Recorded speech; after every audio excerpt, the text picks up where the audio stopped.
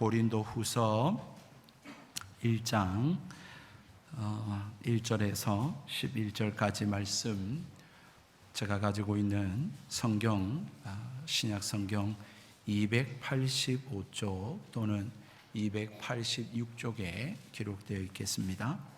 고린도후서 1장 1절에서 11절까지 말씀 찾으신 줄 알고 제가 봉독해 드리겠습니다. 하나님의 말씀을 들으십시오. 하나님의 뜻으로 말미암아 그리스도 예수의 사도된 바울과 형제 디모데는 고린도에 있는 하나님의 교회와 또 온 아가야에 있는 모든 성도에게 하나님 우리 아버지와 우리 주 예수 그리스도로부터 은혜와 평강이 있기를 원하노라. 찬송하리로다. 그는 우리 주 예수 그리스도의 하나님이시요 자비의 아버지시요 모든 위로의 하나님이시며 우리의 모든 환난 중에서 우리를 위로하사 우리로 하여금 하나님께 받는 위로로서 모든 환난 중에 있는 자들을 능히 위로하게 하시는 이시로다. 그리스도의 고난이 우리에게 넘친 것 같이 우리가 받는 위로도 그리스도로 말미암아 넘치는도다. 우리가 환난 당하는 것도 너희가 위로와 구원을 받게 하려는 것이요 우리가 위로를 받는 것도 너희가 위로를 받게 하려는 것이니 이 위로가 너희 속에 역사하여 우리가 받는 것 같은 고난을 너희도 견디게 하느니라. 너희를 위한 우리의 소망이 견고함은 너희가 고난에 참여하는 자가 된 것 같이 위로에도 그러할 줄을 알미라. 형제들아, 우리가 아시아에서 당한 환난을 너희가 모르기를 원하지 아니하노니 힘에 겹도록 심한 고난을 당하여 살 소망까지 끊어지고 우리는 우리 자신이 사형 선고를 받은 줄 알았으니 이는 우리로 자기를 의지하지 말고 오직 죽은 자를 다시 살리시는 하나님만 의지하게 하심이라. 그가 이같이 큰 사망에서 우리를 건지셨고 또 건지실 것이며 이후에도 건지시기를 그에게 바라노라. 너희도 우리를 위하여 간구함으로 도우라. 이는 우리가 많은 사람의 기도로 얻은 은사로 말미암아 많은 사람이 우리를 위하여 감사하게 하려 함이라. 아멘. 하나님의 은혜와 평강이 오늘 이 예배 자리에 나오신 모든 성도님들에게 충만하시기를 주의 이름으로 축복드립니다. 참 수고 많으셨습니다. 또 추석 명절을 앞두고 있는데 정말 행복하고 복된 추석 명절이 되시기를 바랍니다. 그렇지만 문제 없는 사람이 있는 곳은 공동묘지뿐이라는 말처럼 이 세상을 사는 모든 사람들은 참 고난과 고통과 어려움을 겪고 살아가고 있습니다. 특히 우리나라는 세계경제협력개발기구인 OECD 통계에 따라 대표적인 두 가지의 표지로 그 사실을 가늠할 수 있습니다. 첫 번째는 자살률 1위입니다. 2010년부터 10년을 넘게 부동의 1위를 참 고수하고 있는 불명예를 안고 있는 국가가 우리나라입니다.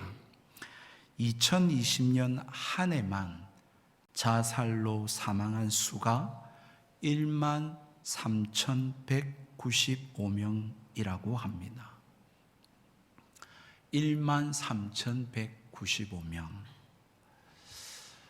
이 수치가 그렇게 와닿지 않을 수 있는데요. 1948년부터 1973년까지 4차례에 걸쳐서 벌어진 이스라엘과 중동 간의 전쟁에서 전사한 이스라엘 군의 사망수가 8,956명이었습니다. 2003년 3월에 이라크와 미국이 벌인 걸프만 전쟁에서 전사한 미군의 사망 수가 4,400여 명입니다. 이 전쟁에서 사망한 사람들의 수를 우리가 대비해서 고려하면 2020년 한 해에 자살한 수를 가진 이 한국은 사실상 재난에 가까운 그러한 수준의 그러한 사망 수라고 하는 사실입니다. 두 번째의 표지는 OECD 국가 중 출산율 꼴찌라는 불명예입니다. 이 표지 역시 10년째 꼴찌의 불명예를 벗어나지 못하고 있습니다.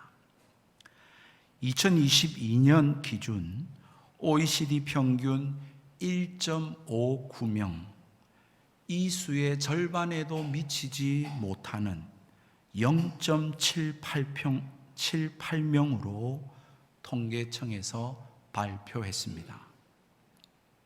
이 추세로 가면 오늘 태어난 아이가 80살이 되는 2100년에 대한민국의 국민 수는 3천만 명 이하로 감소할 것으로 추산합니다. 이 외에도 행복지수, 이혼율 등 참 이 대한민국의 삶이 만만하지 않다라고 하는 사실을 보여주는 표지는 많이 있습니다. 왜 이런 현상이 일어나고 있는가라고 하는 전문가들의 해석은 거의 동일합니다.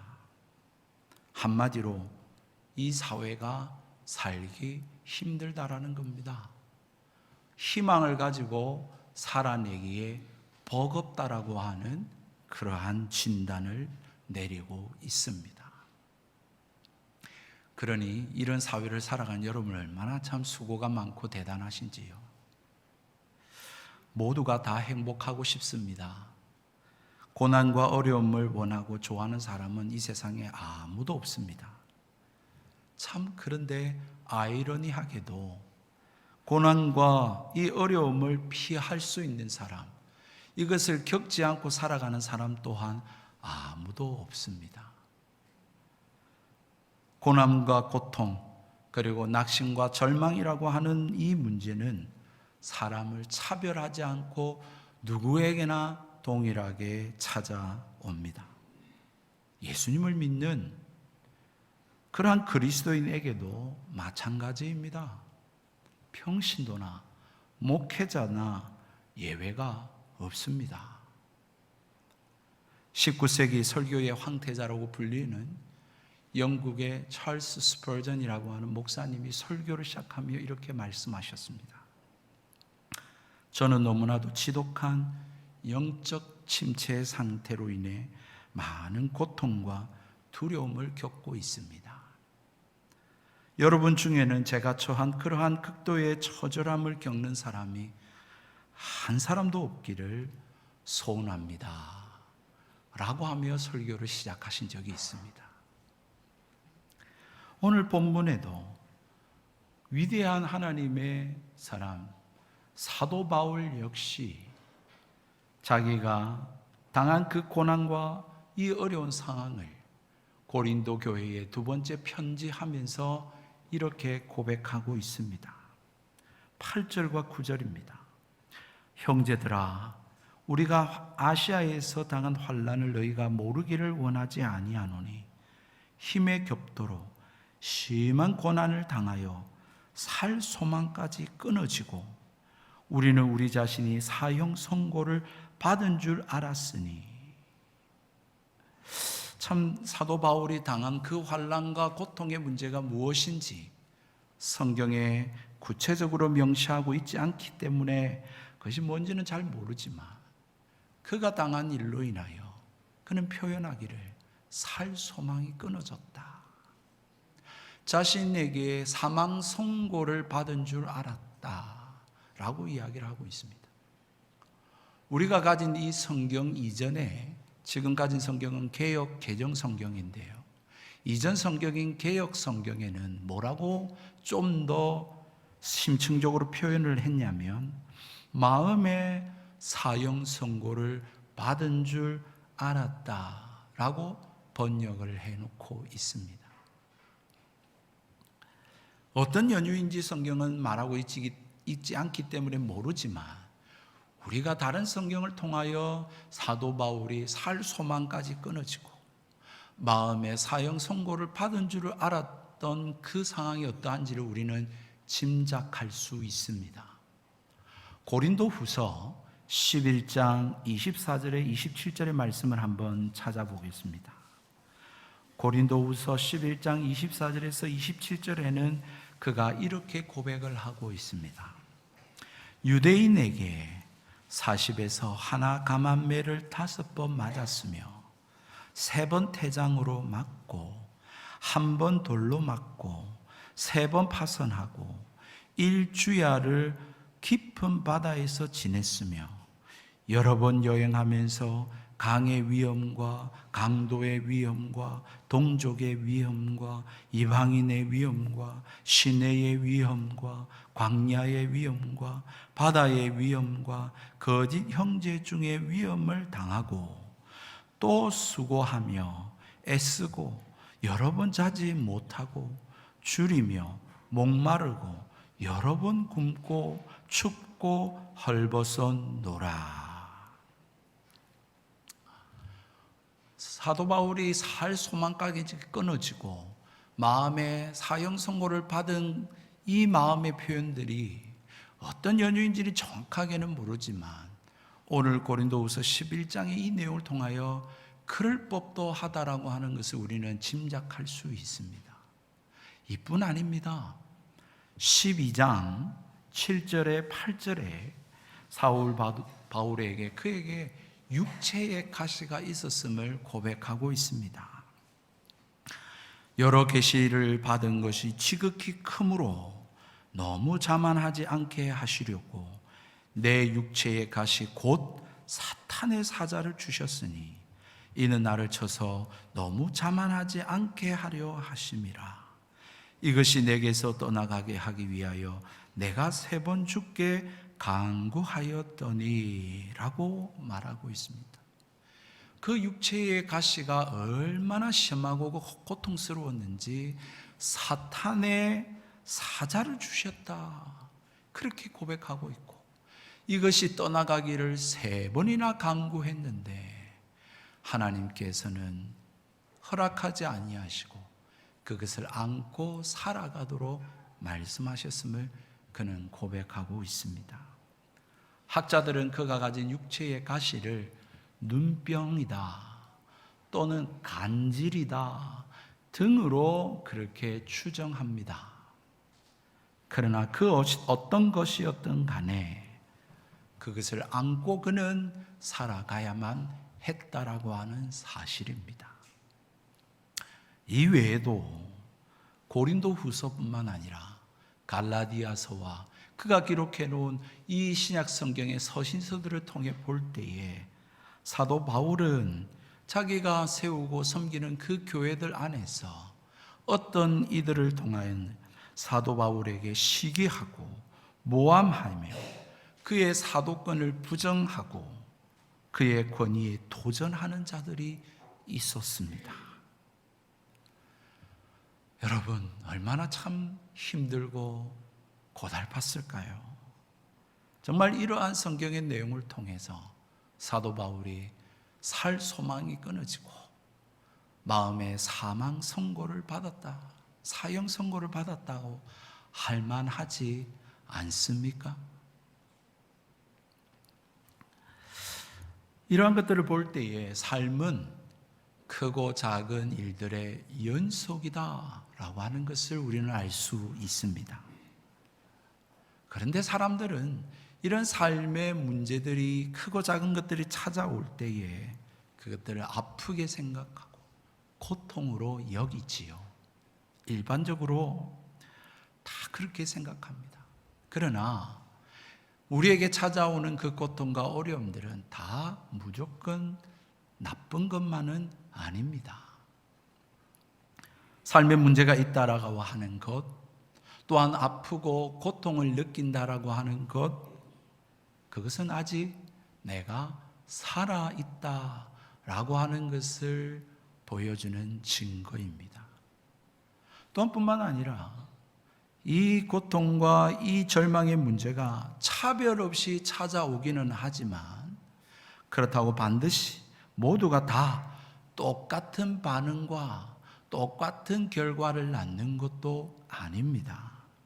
다시 말해서 예수님을 구주로 믿는 사람들에게 찾아오는 이 고난과 하나님을 알지 못하는 자들의 이 고난에는 큰 차이점이 있다라고 하는 사실입니다.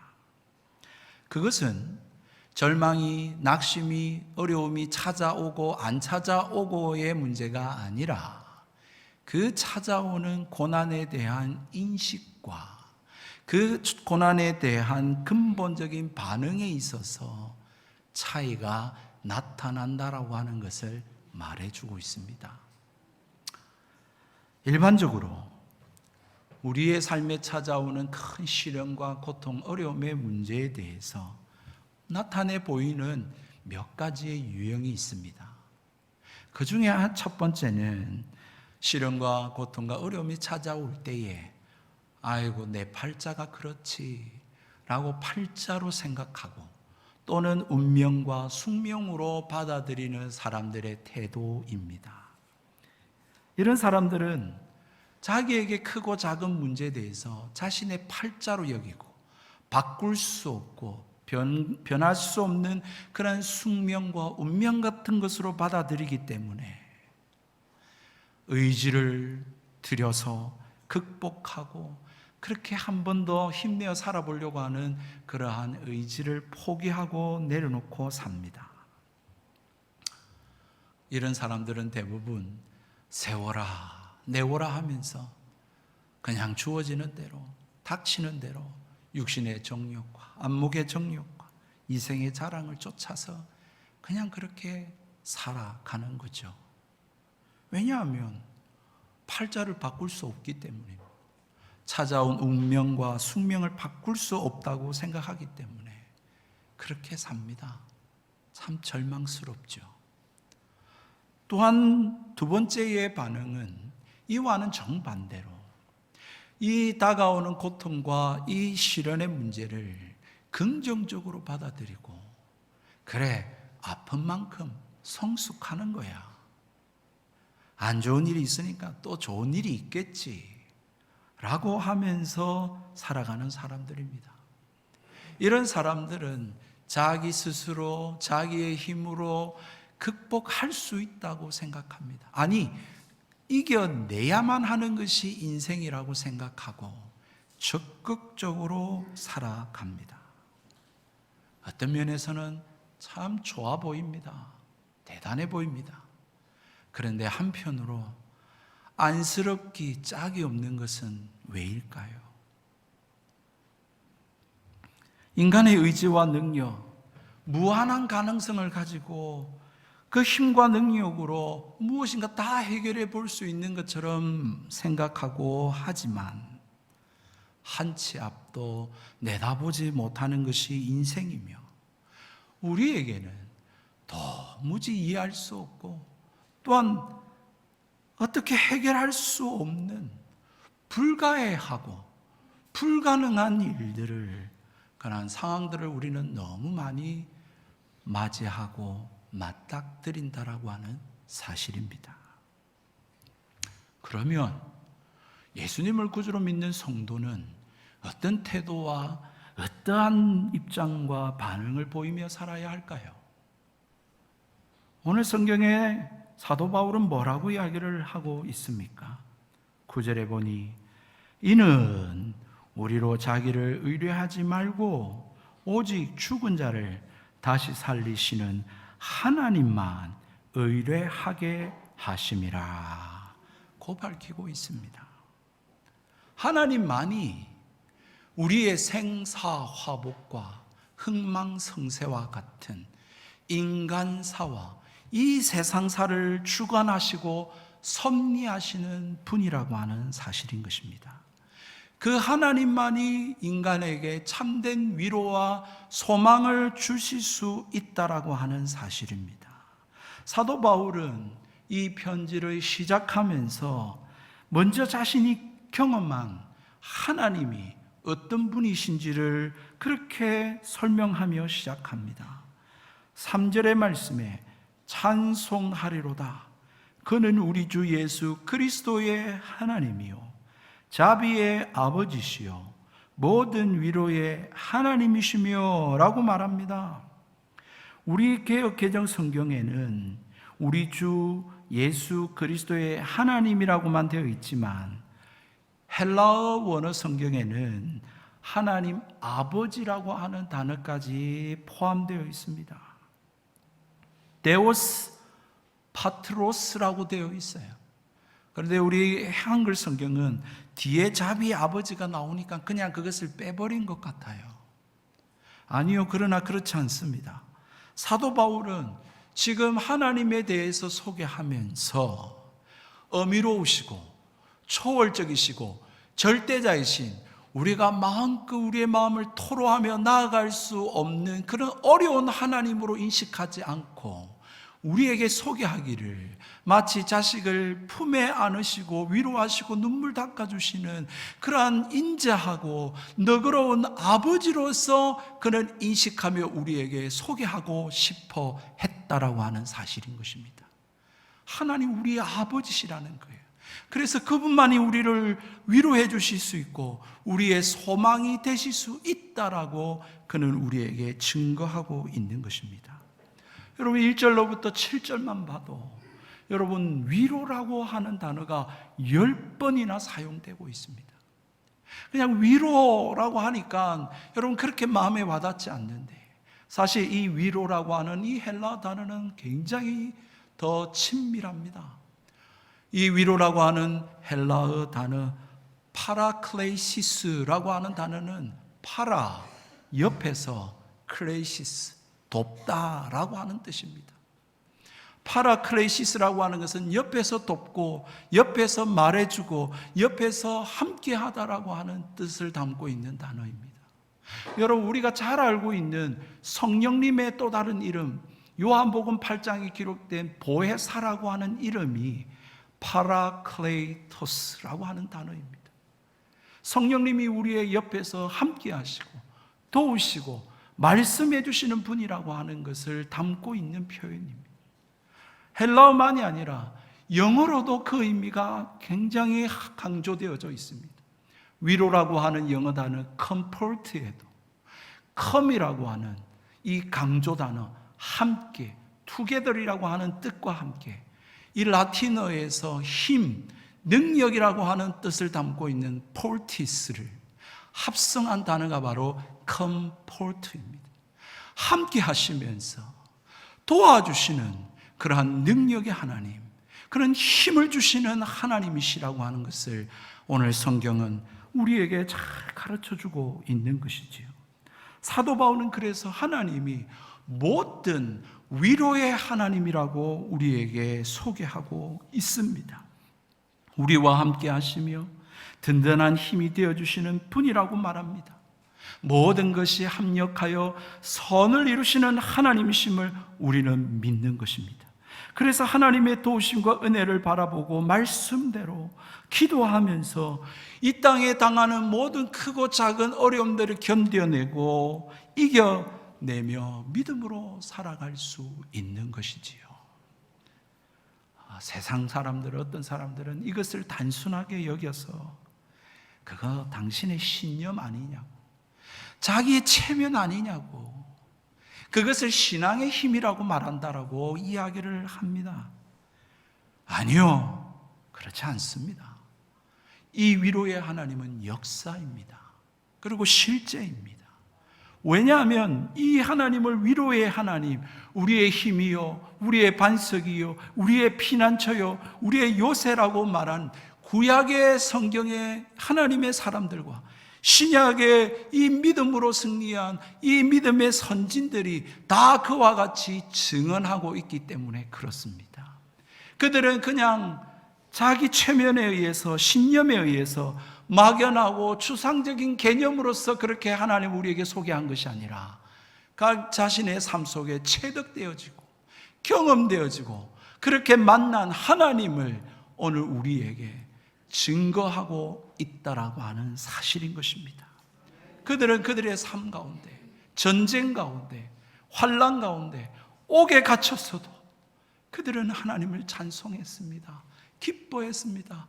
환난 당하는 것을 즐거워했습니다. 콜로세움에 여러분 사자의 밥이 되는 그 순간에 역사가는 기록하기를 그들의 얼굴은 천사의 얼굴과 같았다라고 말하고 있습니다. 어떻게 그럴 수 있겠습니까, 여러분?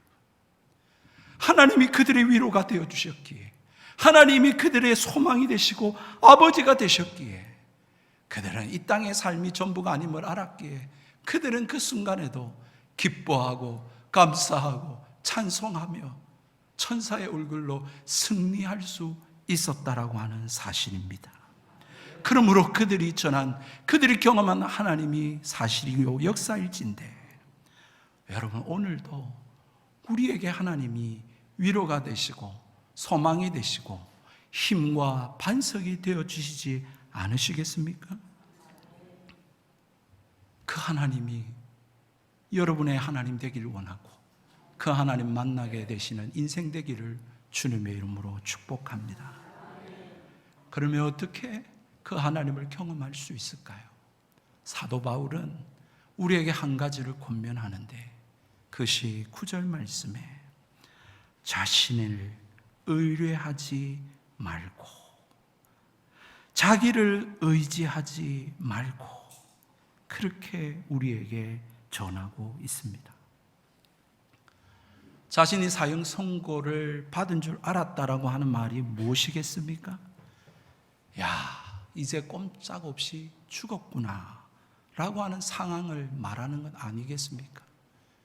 더 이상 내가 누군가를 의지할 수 없고 어떤 사람이 나의 도움이 될 수 없으며 누군가를 기대할 수 없는 그 상황, 그게 바로 자기가 지금 사형 선고를 받은 상황이 아니겠습니까?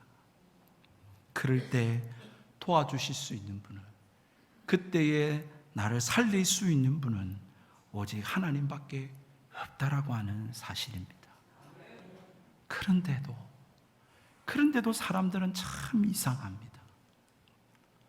꼭 막다른 골목에 들어서야, 꼭 사망의 죽음의 경계선에 서야, 그제서야 자신을 내려놓고 두 손을 들고 하나님 앞에 나아가는 것이지요.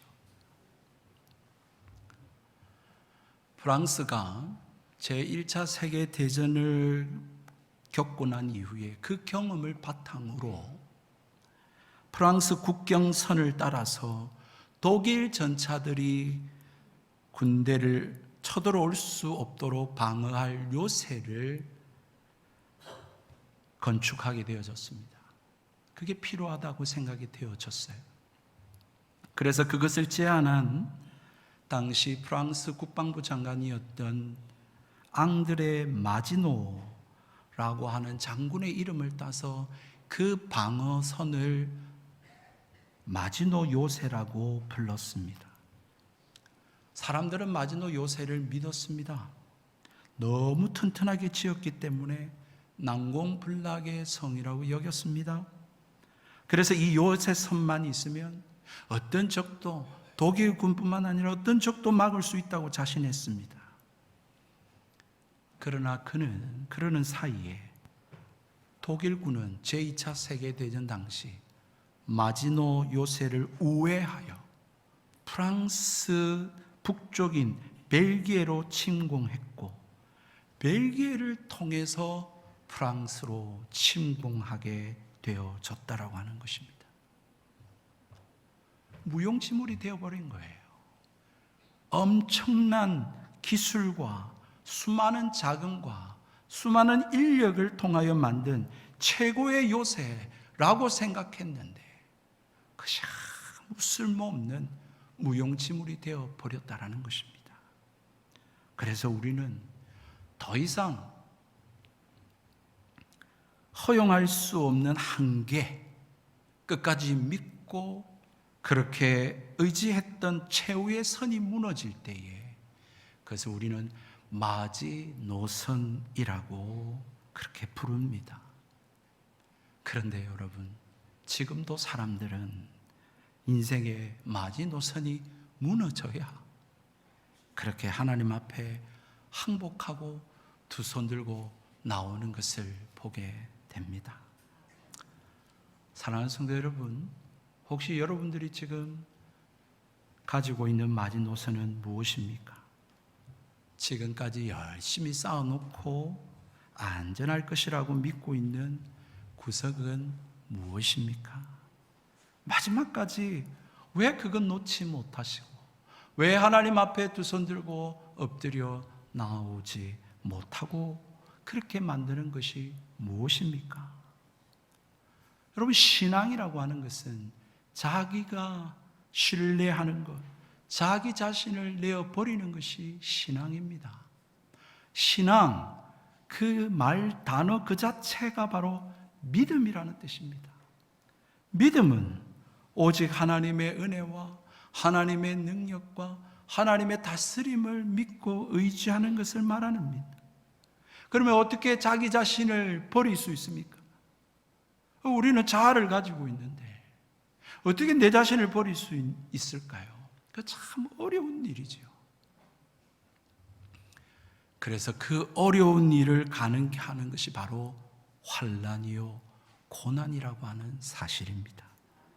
환난과 고난을 통해서 나는 아무것도 아니구나, 내가 어떻게 할 수 없는 거구나 라고 하며 두 손을 들고 하나님 앞에 나오게 만든다는 것이죠. 그래서 고난이 내게 유익이라 시편 119편 72편의 시편의 기자는 그렇게 고백합니다.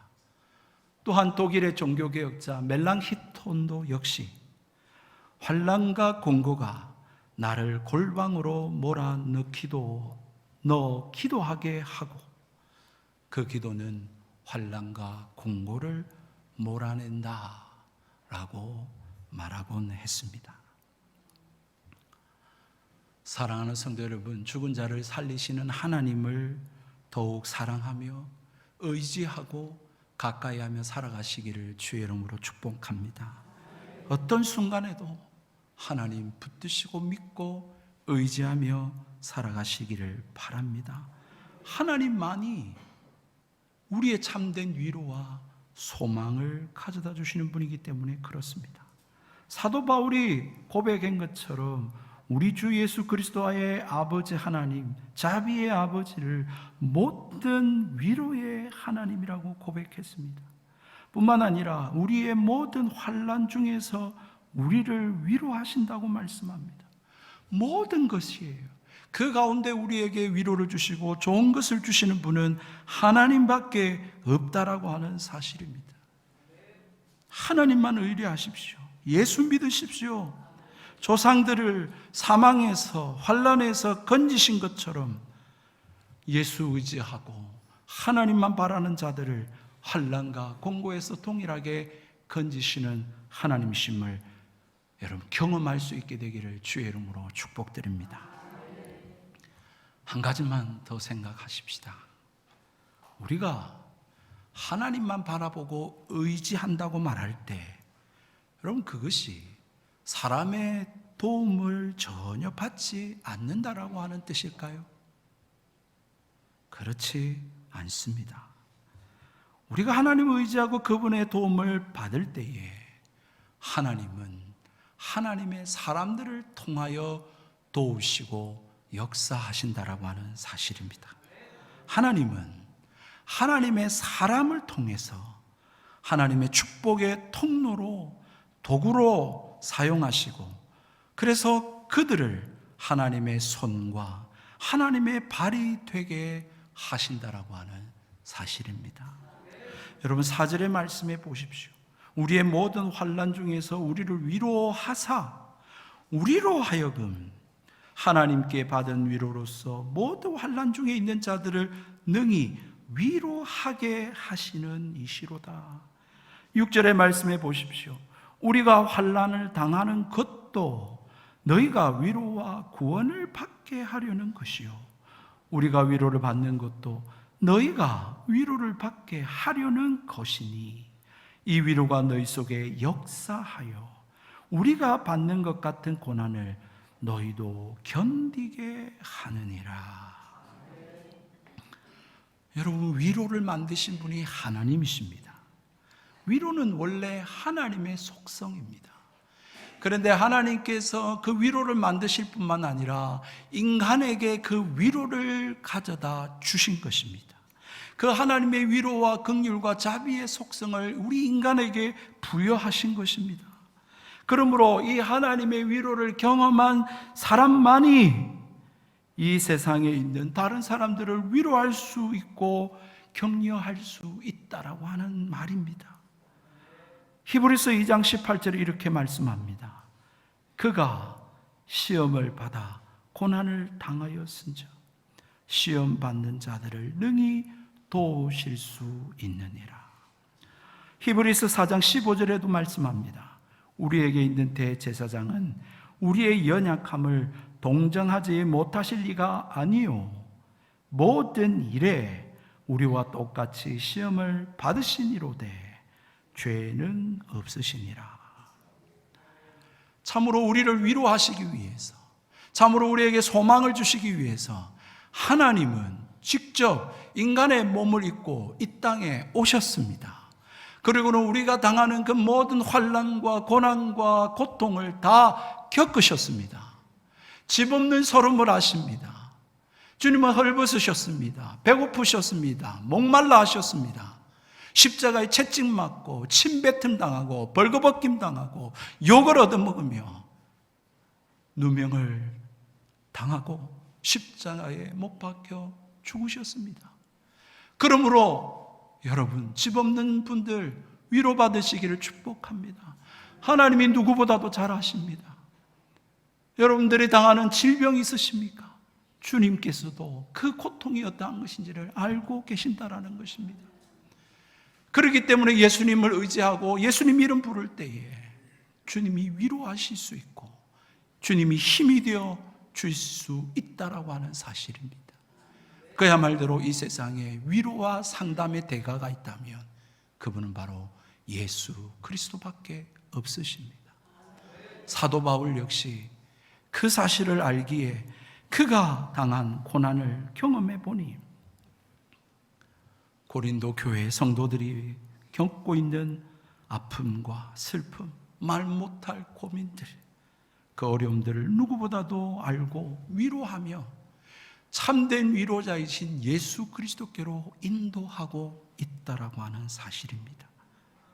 누구보다 자기가 그것을 경험했기에 너희들도 주님을 만나라. 주님만이 위로자가 되신다. 주님의 위로를 너희들이 받기를 바란다라고 권면하고 있다라고 하는 사실이죠. 제가 지금까지 한 6개 교회를 섬겨본 것 같은데요. 교회들 속에서 참 위로를 잘하시고 사랑이 많은 분들을 보면 그들의 공통점이 있어요. 어떻게 그렇게 참 사랑이 많고 인자하시고 그렇게 위로를 참 잘하시는지 그분들의 내막을 들어보면 다 한결같이 산전수전, 공중전, 주 안에서 온갖 일을 다 당하신 분들이라고 하는 사실을 알게 되어졌습니다. 그러니까 그분들에게 어떤 분이 실수해도 괜찮아. 다 그럴 수 있어. 나도 그때 그랬어. 그렇게 이야기하더라고요. 그분들에게는 너그러움이 있습니다. 용서가 있습니다. 자비가 있어요. 왜요? 다 인생 자기도 그렇게 경험해 보았기 때문에 그렇습니다. 아픈 자들과 함께 아파하고 슬퍼하는 자들과 함께 슬퍼하고 기뻐하는 자들과 함께 기뻐하면서 참 다른 분들의 그 상황들을 잘 공감해 주시더라고요. 여러분, 동병상련이라고 하는 우리가 알고 있는 이 한자 성어가 그런 것 아닙니까? 동병상련, 같은 병을 앓는 사람끼리 서로 불쌍히 여긴다. 혹시 지금 고난과 힘든 길을 걷고 계시는 분들이 계십니까? 네덜란드의 영성가인 헨리 나우닌이라는 분이 쓰신 책, 상처 입은 치유자라고 하는 책이 있습니다. 그 책에서 그분은 이렇게 말합니다. 우리 자신이 입은 상처로 인하여 우리는 다른 사람들에게 생명을 주는 원천이 될 수 있다. 하나님의 종으로 축복을 가져다 주는 통로로 누군가에게 위로자가 되어줄 수 있다라고 하는 것입니다. 혹시 우리가 지금 겪고 있는 환난과 고난과 어려운 가운데 있다면 여러분, 하나님께서 지금 여러분을 축복의 통로로 또 다른 사람들을 위로해 줄 수 있고 그 참된 위로자 되신 예수께로 인도할 수 있는 그런 위로를 경험할 수 있도록 여러분들을 그렇게 만들어가고 계신다라고 하는 사실인 것입니다. 어떤 사람들은 물질로 도와줄 수 있겠죠. 또 어떤 사람들은 내가 가진 지식으로 남을 도와줄 수 있겠죠. 그러나 말 한마디라도 어떤 사람은 그 말로 인하여 그들에게 위로로 예수님이 당신의 소망입니다. 예수님만이 당신을 참 위로해 주실 수 있습니다. 라고 전해줄 수 있다라고 하는 사실입니다. 또 한 뿐만 아니라 고린도후서 1장 11절에 이야기하는 것처럼 기도로 우리를 도우라 라고 했던 이 사도 바울의 고백처럼 기도로 우리는 누군가의 위로자가 될 수 있고 참된 위로자 되시는 예수님께로 인도할 수 있다라고 하는 사실입니다. 사랑하는 성도 여러분, 우리는 크고 작은 문제들의 연속 가운데 이 세상을 우리는 살아가고 있습니다. 이 세상은 바뀌지 않을 겁니다, 여러분. 속지 마십시오. 착각하지 마십시오. 우리의 자녀들 때도 주님 오시는 그날까지 이 세상에는 아픔이 있을 것이요, 슬픔과 고통과 어려움들이 있을 것입니다. 이 세상의 문제는, 가장 큰 문제는 이 세상의 고통과 문제가 아니라 참된 위로자가 없다라고 하는 것이 가장 큰 문제입니다. 왜냐하면 참된 위로를 받아보고 경험해 본 적이 없기 때문에 누군가로부터 참된 위로와 소망을 받을 수가 없는 것이죠. 이 땅의 가정적인 문제, 경제적인 문제, 또한 질병의 문제, 그 어떤 문제로 힘들고 어려울 때라 할지라도 어떤 누구에게 가서도 위로받을 수 없을 때라 할지라도 주님은 늘 우리와 함께 계십니다. 그분이 우리에게로 부르고 계시는 콜링입니다. 수고하고 무거운 짐진 자들아 다 내게로 오라. 내가 너희를 쉬게 해주겠다. 그렇게 주님이 부르시는 콜링으로 여기시고 그 어려울 때에 더욱 주님께로 가까이 하셔서 주님이 주시는 세상이 알 수 없고 세상이 줄 수 없는 그 위로와 소망과 힘을 얻으실 수 있는 저와 여러분 되기를 주의 이름으로 축복합니다. 그리고서는 그 은혜로 말미암아 나와 같이 고통하고 이 땅의 삶을 힘겹게 살아가는 많은 사람들에게 말 한마디라도 위로가 되고 소망이 되어주시고 또한 참된 위로자 되시고 소망이 되시는 예수 그리스도께로 그렇게 인도하실 수 있는 그러한 상처 입은 치유자로 살아가시기를 주의 이름으로 축복드립니다. 우리 함께 찬양하십시다.